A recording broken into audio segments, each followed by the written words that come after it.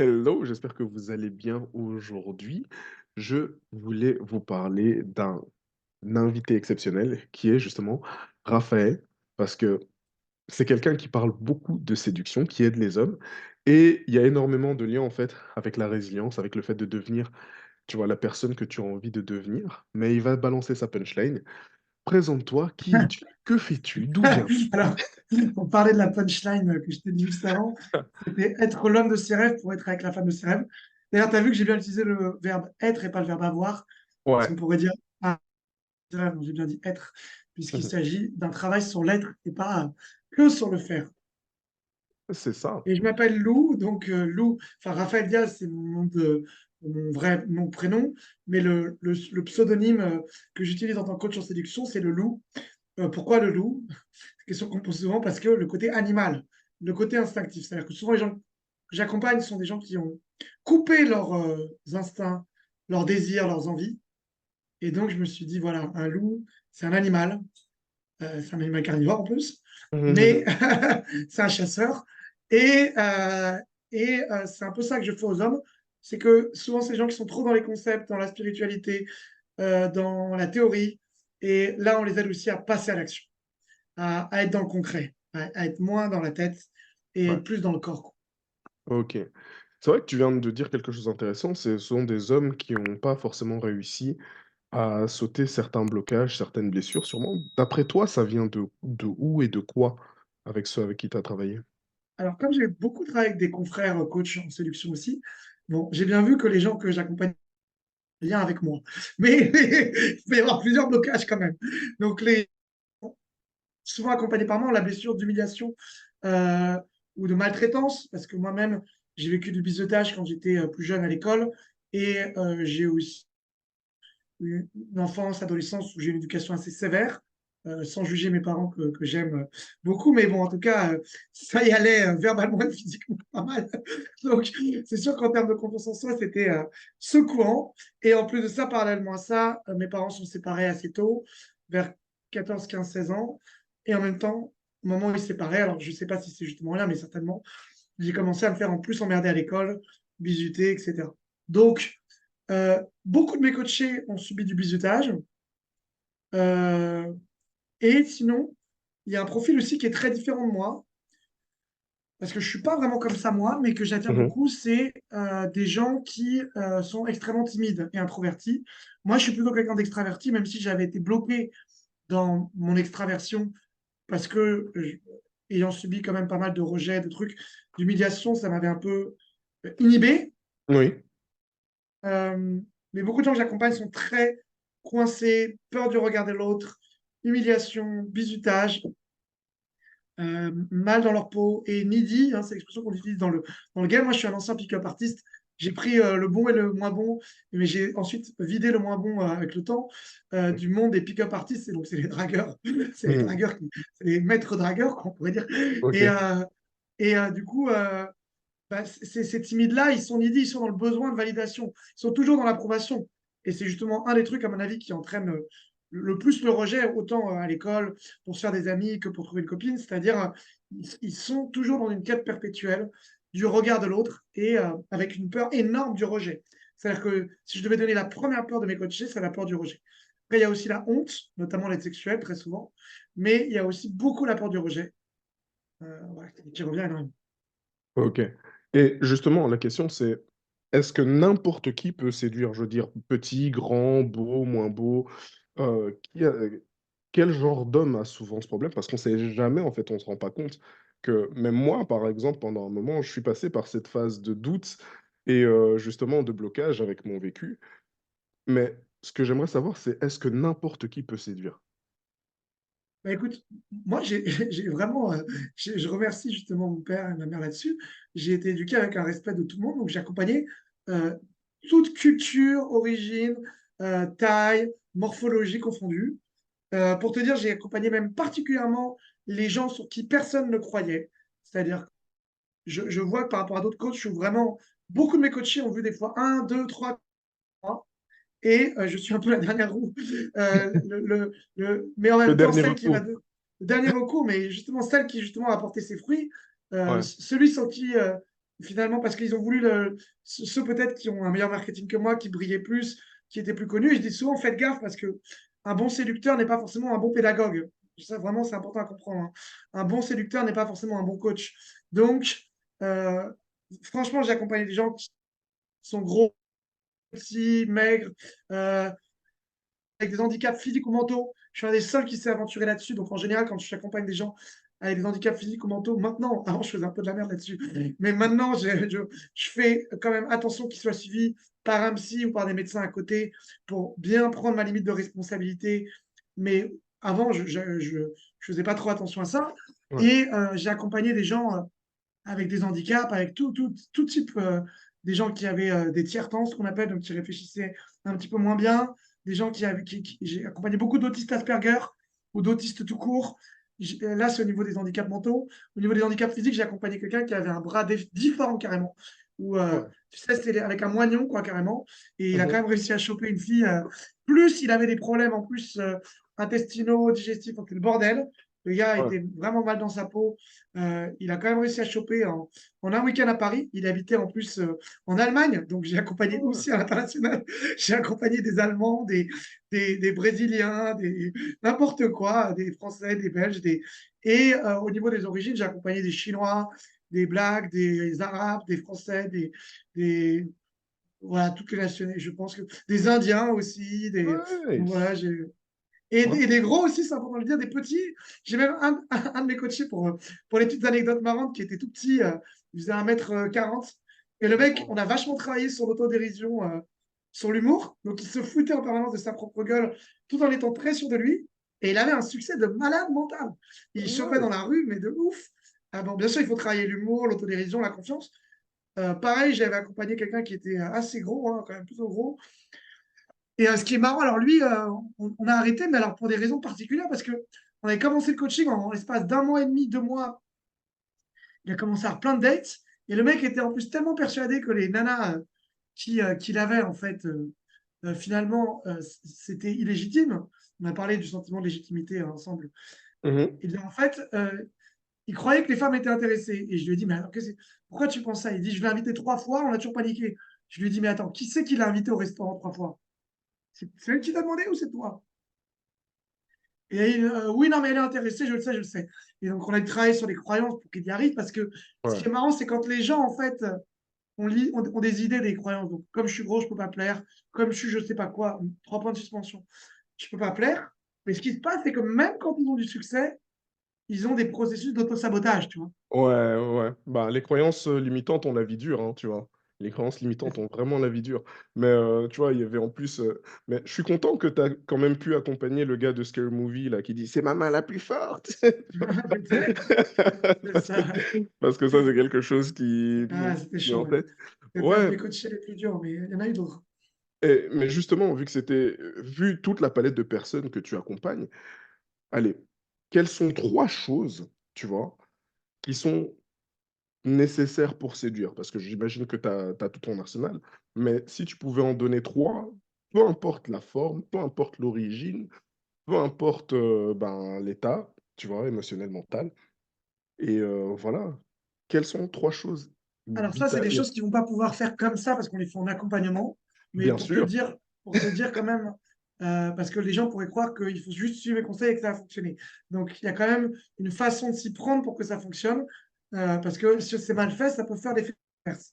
Mais par exemple, si on prend justement ce mec, ah, t'es toujours là? Ça a Oui, coupé, merde. ça a bugué un Yannick, peu. Oui, oui, oui. bon. Ouais, Ah, voilà, c'est ça me bon, c'est revenu. c'est revenu. Donc, justement, si on prend ce coaché donc, qui était allemand avec un moignon, ce que je lui avais fait, c'est de la thérapie choc avec ce qu'on appelle aussi la psychologie inversée. Ça mélange deux concepts de psychologie. Donc, en fait, je lui dis, tu vas faire un concours de râteau. Donc, je dédramatise en fait l'échec. C'est-à-dire que plutôt que de lui dire, tu vas tout faire pour essayer de plaire aux filles, nanana, je lui dis, écoute, là, tu vas voir des filles et tu essaies de les embrasser en disant, j'ai envie de t'embrasser. En plus, il était avec un beau gosse qui était un autre coaché et donc, il voit l'autre coaché qui, lui, réussit à embrasser des filles. Donc, lui, il se prend râteau, son râteau, son râteau, son râteau. En même temps, le but, c'était de se prendre des râteaux. Donc, normalement, il aurait pu prendre ça à la rigolade. Et je fais volontairement cet exercice parce que des fois, tu dis à une fille, j'ai envie de t'embrasser. On imagine dans la séduction qu'il faut tout un tas de trucs pour plaire à une femme. Et puis quand tu es en soirée à 1h du matin, t'inquiète pas qu'il y en a qui disent vas-y, embrasse-moi. Et t'embrasses une fille en 30 secondes, ton chrono. Il n'y a aucune séduction. À part du culot, il n'y a aucune séduction. Et Nice. du coup, le mec se prend que des râteaux et pétage de câble. Pétage de câble. Il se met à chialer. Et là, jusqu'à 2h du matin, on va dans un bar. C'était impossible de continuer la soirée dans son état. Et il me vide toute son histoire de vie. Et c'est ce que j'appelle le destructeur d'ego. C'est-à-dire qu'à ce moment-là, tu vois, on fait comme la psychologie en accéléré. C'est-à-dire il va me raconter ses parents, son école, son lycée, sa maladie, l'accident qu'il a fait, qu'il a eu, ça, je sais pas, voilà, les problèmes génétiques qu'il a eu, tout, voilà. La Ouais. peur, la tristesse, il a pleuré. Bon, voilà. Et donc, en fait, mon but quand je fais ce genre d'exercice, alors, c'est pas forcément que avec l'exercice du concours de râteau, c'est un peu volontairement de pousser le coach à bout. Alors, mais par contre, je sais très bien ce que je fais. D'ailleurs, pour ceux qui s'intéressent à ça, il y a un livre italien que j'ai découvert plus tard qui s'appelle Thérapie choc et provocatrice. C'est-à-dire que si on provoque quelqu'un, il faut savoir le faire, il faut le faire en conscience, il faut savoir pourquoi on le fait, et il faut savoir reconstruire la personne derrière. Parce que comme tu le Mhm. disais très bien, si tu détruis, c'est pour reconstruire. C'est pas juste pour laisser la personne en mode Exactement. maintenant que tu pleures, va te faire enculer. Non, c'est pas ça. Non, non, non, C'est non. il faut le faire remonter la pente derrière. Donc le lendemain, on est ressorti et je lui ai dit maintenant, je te donne aucune règle. Juste aborder des filles et tu fais ce que tu veux. Ton but, c'est juste de faire ce que tu as envie. Tu discutes avec des filles. Il n'y a plus aucun objectif. Et c'est là où justement, bah, il a embrassé une fille le lendemain. Donc il a fallu passer par une phase qui est souvent la phase la plus importante peut-être du coaching, où on va aller au bout, bout, bout. Donc, en général, c'est 4 heures de drague de rue, par exemple. Quand j'ai envie de détruire, par exemple, l'ego de quelqu'un, je ne fais pas 1 heure de drague de rue en mode petit à petit. J'y vais sur 4 heures, jusqu'à ce qu'en fait, on soit dans un état de fatigue où le mental lâche. Où le mental lâche. En général, c'est un peu comme le sport. Il faut à peu près 2 heures pour que le mec, c'est bon. Le cerveau a déconnecté, on est dans le corps, quoi. On est vraiment Ouais. dans le corps. Et c'est là où la personne arrive enfin à retrouver, comme tu disais, être soi-même, dans le sens où à force d'échecs, voilà, de bidule, il y a un moment donné où la personne lâche l'envie de tout le temps être dans la bonne image. Et Ouais. forcément, dès qu'il fait ça, en général, ça se passe super bien parce que du coup, il est authentique, il est naturel, il n'a plus d'objectif en tête à part passer un bon moment. Et donc, du coup, bah, ça séduit forcément très facilement les filles. Donc, ça fait un conseil, enfin, Mhm. le Un destructeur d'ego, principe. Ouais. un principe, détruire son ego. Alors, détruire son ego dans de bonnes conditions quand même. Ouais, Pas bien n'importe sûr. comment. Bien sûr, bien Voilà. sûr. Voilà. Moi, j'ai mes méthodes, tu as les tiennes, il y a plein de méthodes pour détruire son ego. Il faut bien le faire, il ne faut pas le faire n'importe comment. Exact. Deuxième chose que je dirais, c'est, et là, ça va reprendre des termes de résilience, puisque c'est quand même une chaîne sur la résilience, c'est l'acceptation de soi.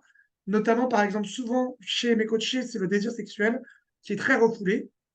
Ouais, la blessure d'humiliation, hein, celle où tu arrives pas en fait à être, aligné avec tes désirs, tes envies et que tu n'oses pas en fait, tu ne penses pas que tu peux t'accorder ce que tu veux. C'est ça, en place, ils vont dire que c'est sale, que c'est dégueulasse, que c'est des pervers, que si commencent à être sexuels avec une femme, ils vont être lourds, forceurs, casse-couilles, et donc ils vont littéralement se castrer. Hein. J'ai pas l'autre mot. Hein. Yannick, Mmh. je vais utiliser Mmh. le mot fort de castration. Ouais, Mais ouais, ouais. c'est eux qui se castrent, en fait. Mais oui, mais en même Et temps, comme ça, les femmes peuvent comprendre en fait qu'est-ce qui se passe dans la tête d'un homme aussi, parce qu'il y a des hommes et des femmes et comme ça aussi les femmes peuvent comprendre ce qui se passe lorsqu'un homme il a peur d'aller vers une femme. Parce qu'il y a des hommes bien, en fait, partout, mais ces hommes-là sont parfois invisibles et c'est par ce travail, tu vois, de régler ses blessures émotionnelles et de passer au travers de tout ça, que ça fait toutes ces différences. Mais je t'en prie, continue. donc moi, je leur fais embrasser avec Carl Gustav Jung, c'est la méthode l'ombre. Et donc, je leur dis, oui, je suis un pervers, j'aime le cul, j'adore ça, j'adore baiser. Et donc, Ouais, je leur fais par exemple des exercices comme ça, c'en est un parmi d'autres, mais je leur fais littéralement me le dire comme ça. Même à moi, quand je suis un mec, hein, on est ouais. gros mec, mais même quand ils me disent ils sont rouges comme des tomates, ah, oh, c'est horrible. Mais après, en général, le fait de l'assumer comme ça, par exemple, ça va les Ouais. aider à décomplexer. C'est-à-dire que non, en fait, vous aimer le sexe, ce n'est pas mal, c'est très bien. Il n'y a aucun souci avec ça. Et tu vois ce que je veux dire? Et en fait, il y a quand même Mhm. souvent un tapage médiatique avec MeToo, avec le féminisme, où il y a des amalgames. Les gens vont se dire, bah, attends, comme il y a des gens qui abusent, du coup, bah, moi, j'ai peur d'être un abuseur. Mais en vrai, les femmes aiment le sexe, les hommes aussi. Quand c'est fait dans le consentement, ça fait du bien à tout le monde, en fait. Exactement. Et mieux vaut assumer le fait d'aimer et de vouloir bien le faire que de ne pas assumer et de mal le faire. Parce que sinon, ben, Exact. voilà, hein, madame ne sera pas épanouie et l'homme sera frustré non aussi. Donc. C'est ça. Et j'accompagne aussi beaucoup de puceaux. Donc, alors, tu vois, quand tu dis mal le faire, tu peux aussi leur mettre la pression. Mais en tout cas, déjà, avant même de faire ou pas faire, c'est déjà d'accepter que c'est normal de pouvoir avoir envie. C'est ça Déjà. que je veux dire par mal le faire, c'est de vouloir en fait être soi et d'être dans le partage en fait. Mais tu vois, quand tu as peur de faire ce que tu as envie parce que tu pas assez dans le partage, en fait, avoir peur d'aimer le sexe ou avoir peur de donner à l'autre ou être dans un blocage, en fait, t'es pas dans le partage. Et c'est ça en fait, le plus important, c'est d'être dans le partage parce que tu assumes ce que tu as sur ta table et tu dis, ben tiens, tu veux un morceau de ça, je peux t'offrir ça. Tu vois, qu'est-ce que tu veux manger, hein, qu'est-ce que tu veux boire, voilà, tu vois, des petits trucs comme ça. Eh ben, ça me fait penser au troisième point, ce que tu dis, c'est formidable. Le troisième point, c'est que j'appelle justement l'énergie de donner ou de prendre. Parce que quand les mecs commencent à... Il y a trois blocages chez les hommes que j'accompagne. Aborder, avoir de la conversation au minimum, et notamment parler de soi, contrairement à ce on entend tout le temps. Oui, une femme veut un mec à l'écoute, bienveillant, qui pose des questions. Non. Elle veut aussi un équilibre. Hein. Donc, un mec qui fait que écouter tout le temps, ça ne va pas le faire. Et donc, souvent, comme j'accompagne les gens timides, je leur apprends à parler un petit peu plus de mecs quand même. Et le troisième point, on vient de l'évoquer, c'est sexuel. Être sexuel. Et donc, du coup, le premier point, c'est aborder, rentrer en contact. Quoi. Un peu comme quand tu as rencontré ta copine, voilà, tu as abordé un groupe. Salut, même si c'est Mhm. de manière sociable, hein, on n'est pas obligé que ce soit de la séduction, Ouais. mais en tout cas, rentrer en contact avec les autres. Non, non, ça a Et monté après, mais ouais, ouais, ouais. ça a monté après. Mais en tout Ouais. cas, mais moi, je conseille d'ailleurs au début, pas forcément d'être dans la séduction quand je leur conseille d'aborder. Je leur conseille déjà de juste prendre l'habitude de rentrer en contact. D'ailleurs, je pense que c'est un meilleur état d'esprit de rentrer en contact en disant je vais découvrir quelqu'un plutôt que je vais essayer de séduire quelqu'un qui est déjà dans une demande. Donc, je parle de l'énergie de donner ou de prendre. L'énergie de donner, c'est j'ai de la valeur, ce qui encore explique la notion d'estime de soi. Donc, j'ai de la valeur et je viens te donner. Très souvent, les gens ils me disent quelle est la phrase d'approche, Raphaël. Je leur dis, regarde Yannick, je vais te le faire pour que tout le monde puisse l'entendre là. Donc, je te fais la même phrase d'approche avec l'énergie de donner et avec l'énergie de prendre. Avec l'énergie de donner, ça fait ça. Bonjour, ça va Yannick? Ça va Tu vois, bien, là, et toi? tu vois, je suis content, je suis souriant, on l'entend dans ma voix, j'ai envie de te partager ma bonne énergie. Et là, je te fais la même phrase. Donc la phrase, phrase magique, vous pouvez la noter. Bonjour, ça va. Vous la notez. 90% de mes abordages, c'est bonjour, ça va. Il n'y a pas d'autre technique d'approche que celle-là. Comme ça vous épargne à réfléchir 50 000 heures sur la phrase d'approche. Déjà, hop, on retire la phrase d'approche, ça c'est fini. Nice, Il n'y a plus besoin de réfléchir à la meilleure phrase d'approche. On retire. c'est cadeau. Et donc, et donc maintenant, c'est cadeau. Voilà, c'est cadeau. Hop, on a. Et donc maintenant, la même énergie avec l'énergie de prendre. Bonjour, ça va Yannick? Ouh là là là là là, là on sent le stress, on sent la demande d'approbation, le Mhm. regard que j'appelle de merlanfrie, j'ai même un terme là-dessus. Le regard de merlanfrie, c'est ça. Hein, Mhm. c'est que juste après la phrase, il y a un silence gênant comme ça, Yannick. Et ça va? Tu passes une bonne soirée? Et là, on se dit, oh merde, comment je vais me débarrasser de ce mec? Il risque de me coller, il va passer un bon moment avec lui. Ah Tu non, vois, non, non, non, mais en fait, non, mais regarde, tu l'as ça me fait senti, des l'énergie, frissons. Ouais, ça me fait elle est pas vraiment des bonne, elle est frissons. pas bonne. Bon, c'est pas Ouais, bon. ouais, j'ai vraiment des Ah, c'est frissons, pas tu bon. vois. Ah, C'est t'as vu, voilà. ouais, C'est pas bon, ouais, c'est ouais. pas bon, c'est pas bon. C'est pas bon, c'est Donc, pas bon. c'est pas bon, il faut se barrer, il faut se barrer. Donc, Faut se barrer direct. direct. Donc, en fait, Direct. effectivement, je leur apprends à être dans une énergie de donner. Et c'est le Mhm. troisième conseil, une énergie de donner, pas une énergie de prendre. Ouais. Ah, mais franchement, ça c'est top et c'est vrai que c'est important de pouvoir faire, de pouvoir prendre conscience en fait de tout ça. Et justement, avec toutes les personnes que tu as coachées, c'est quoi l'importance pour eux de devenir un bon séducteur ou bien même pour un homme en général d'être un bon séducteur? Mais pour moi, c'est pas tellement le but du bon séducteur. En fait, j'ai posé d'ailleurs cette question à mes coachés derrière. En quoi la séduction vous a aidé dans votre vie? Et très souvent, si on retourne la question dans l'autre sens, du coup, c'est plutôt de se dire que la séduction va les aider à développer des compétences sociales qui vont les aider dans tous les domaines de leur vie. Notamment, rentrer en contact, comme on l'a dit avec quelqu'un, assumer qui je suis, assumer mes désirs, pas que sexuels, mes désirs en général, m'affirmer, euh, ne pas avoir peur de montrer qui je suis. Euh, et ces compétences-là vont se retraduire dans tous les domaines de leur vie, au travail, avec leurs amis, en tant que leader aussi. Parce que des fois, je leur dis, par exemple, prenez des cours de danse et proposez des soirées à votre... Invitez aussi la copine ou la fille que vous avez rencontrée. Des fois, c'est dur pour eux. Donc, je leur dis, non, non, mais propose. Hein. Oui, non, je lui dis, qu'est-ce que tu veux faire? Qu'est-ce que tu veux faire? Putain, je leur dis, mais stop. Ça, c'est un conseil, un petit tip souci. Hein. Arrêtez, hein. Moi, j'accompagne aussi beaucoup de femmes. 4 fois, on fait ce que tu as envie. Non, non, mec, sois leader. Propose un truc. Même si c'est pas terrible, dis-lui, j'ai un café pas loin de chez moi, il a l'air sympa, est-ce que tu veux qu'on y aille? Me propose un truc, ne te mets pas en mode passif. Donc, je les accompagne en fait de passer de la position de passif observateur de leur vie. Observateur tout court, en fait, à Mhm. acteur, à acteur proactif de leur vie. Et le fait d'être acteur, de se dire, bon, écoutez, là maintenant, je vais prendre ma vie en main, je vais réussir au niveau sentimental amoureux. En général, ça les aide pour la suite. Et d'ailleurs, maintenant, j'accompagne aussi sur des relations de couple et même après sur d'autres domaines de vie. En général, je fais les 9 domaines de vie, ça s'appelle. Donc, je travaille aussi sur les autres domaines en parallèle de la séduction parce que, bien entendu, quelqu'un qui vit encore chez ses parents, qui a un boulot qu'il n'aime pas, qui n'a pas d'amis, on peut l'aider à choper un soir. Mais en fait, si on veut vraiment changer sa vie, on va travailler aussi sur le reste. Ouais. Et justement, comment tu fais pour aider, ben, justement les personnes qui ont besoin de tes services, des gens qui ont envie d'être meilleurs dans la séduction, qui ont envie d'apprendre à s'affirmer, qui ont envie en fait d'apprendre à assumer leurs désirs, leurs envies, aller de l'avant, se construire, avoir du leadership.